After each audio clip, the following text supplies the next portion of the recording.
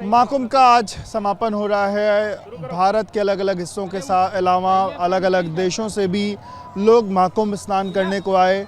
प्रयागराज वो धरती जिसने ये पूरा का पूरा महाकुंभ का जो पूरा का पूरा आयोजन था, जिस धरती ने वो सब कुछ देखा समझा। प्रयागराज के लोग हमारे साथ हैं, उनसे समझेंगे क्योंकि उनका क्या अनुभव रहा है, क्योंकि उन्होंने इस तरीके से जो 65 करोड़ से अधिक लोग अभी तक पहुंचे हैं, उसमें इन्होंने जिस तरीके से लोगों को आने जाने के लिए सुविधाएं दी, जिस तरीके से इन्होंने अपने कामों को कहीं ना कहीं उनको लिए इन्होंने अपना जो समय है वो अलग खर्च किया।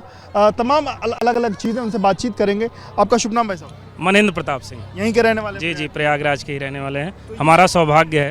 ये जो 65 करोड़ लोग आए और गए स्नान करके, लोगों ने तो लंबा पैदल चला, पर लोगों के लिए तो 2-4 दिन का अपना सफ़र था। आप लोग ये 45 दिनों का सफ़र, मतलब आप लोग के लिए कैसा रहा, क्या अनुभव रहा? नहीं, सबसे पहले तो मैं 65 करोड़ पे आता हूँ। ये 65 करोड़ कोई साधारण शब्द नहीं है। भारत और चीन के बाद 65 करोड़ दुनिया की तीसरी सबसे बड़ी आबादी है। ये साधारण शब्द नहीं है। फिर ये जब दुनिया की तीसरी सबसे बड़ी आबादी, वो भी प्रयागराज के एक ऐसे हिस्से में जो अस्थाई जिला घोषित हुआ है कुंभ क्षेत्र का, वहाँ पे आके स्नान करके जाते हैं, तो पहली बात तो हम सब के लिए सौभाग्य का विषय है। जितना हो सका हम सब प्रयागराज वासियों के द्वारा हम सब ने सेवा की है, लोगों की मदद की है, रहने की व्यवस्था दी है। जो लोग पैदल चल रहे थे, जो लोग भी मदद चाह रहे थे, भोजन हो गया, पानी हो गया, उनको आश्रय स्थल चाहिए, हम लोगों ने पूरी मदद की है। वैसे तो अब मतलब माघी पूर्णिमा हर साल आती है, माघ वाला स्नान वो होता है, कल्पवासी आते हैं, पर ये अनुभव सबसे अलग था। बिल्कुल बिल्कुल बिल्कुल, सबसे अद्भुत ये, मतलब हम लोग खुद ही नहीं सोच पा रहे हैं कि कैसे पूरा भारत कनेक्ट हो गया। ऐसा देख के लगता है कि जैसे मतलब सनातन का एक पुनर्जागरण काल चल रहा है, सनातन धर्म का, हमारी संस्कृति का।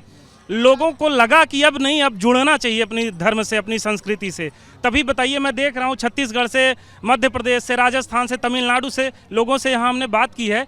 दूर दूर से लोग आके स्नान करके चले जा रहे हैं, बड़ी बड़ी गठरी सर पे लाद के आ रहे हैं, 10-10 किलोमीटर पैदल चल रहे हैं, कोई किसी को दिक्कत नहीं है, सब लोग अच्छे से स्नान करके जा रहे हैं। सबके मन में आस्था? सबके मन में आस्था है। आप कहाँ से? यहीं से?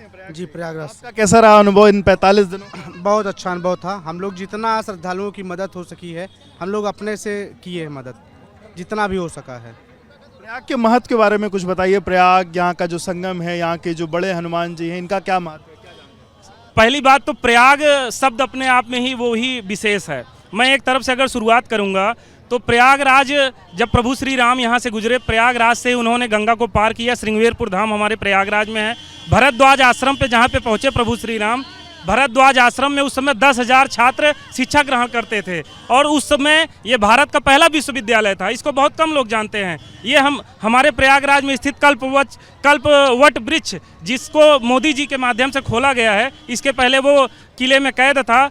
इस कल्पवट वृक्ष के बारे में कहा जाता है इसका कभी नष्ट नहीं हुआ है। इसके ही पत्ते पर बैठकर विष्णु जी ने सृष्टि की रचना की थी। जब सृष्टि का विनाश हुआ था, तभी कल्प वृक्ष हमारा बचा हुआ था। बहुत विशेष है, जिस कारण समुद्र मंथन के कारण यहाँ पर समुद्र की जो बूंद गिरी थी, और जिसके कारण महाकुंभ लगता है, कुंभ लगता है, संगम बना था।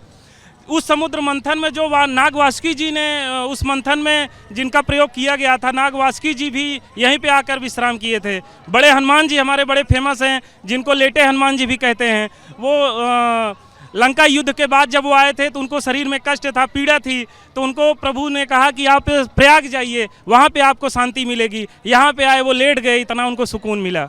तो बहुत सी विशेषताएँ हैं। यहीं पर जो है ऋषि मुनियों का जो है तपोस्थली रही है।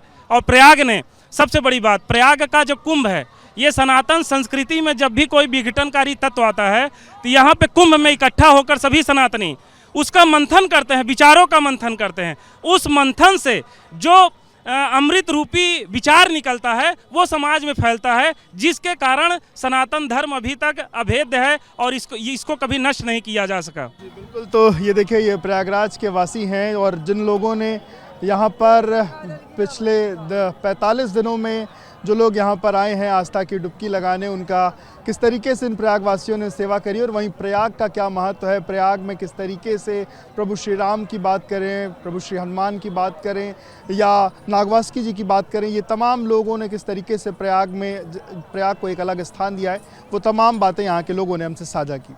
कैमरामैन प्रेम सिंह के साथ विवेक राय, ABP news, Prayagraj. For exclusive and insightful videos, subscribe to our new channel ABP Live Premium.